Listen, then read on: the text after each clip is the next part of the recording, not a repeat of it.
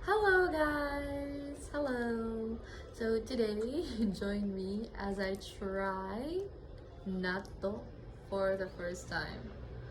So actually, this was our school lunch last week. I think last week. Yeah, I forgot. Basta last week to siya.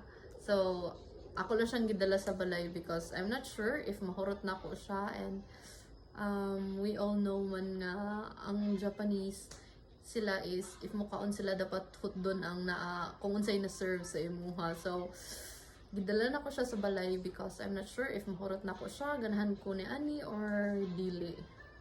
So I'll try this one today. So I'll open it. Sino kita nga ako dara? And ooh, okay.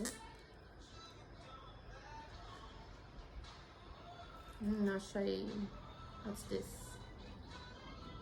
I don't know. Unsan ni siya sauce. What is siya? Oopsie. Ooh, grabe ka sticky. Wait. So, disclaimer, dili ko hilig og mga sticky foods.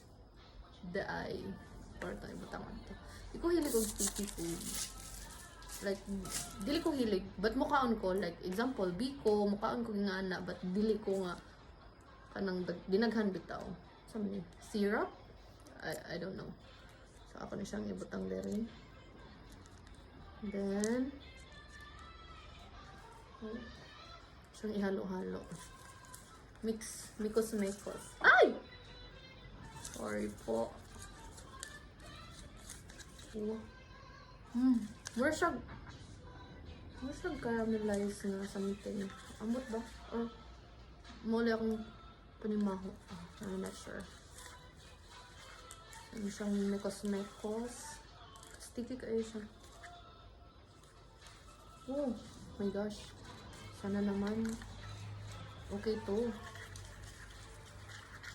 So, ning-avail ko sa school lunch na nakay choice, nakay freedom to if mo avail ka sa school lunch or dili. So, ako kay tapulan mo ko mo bangon og sayo.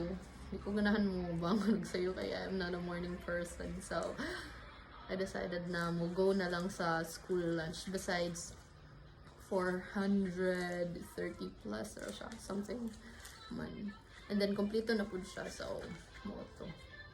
Anyway, okay na siya. Sige.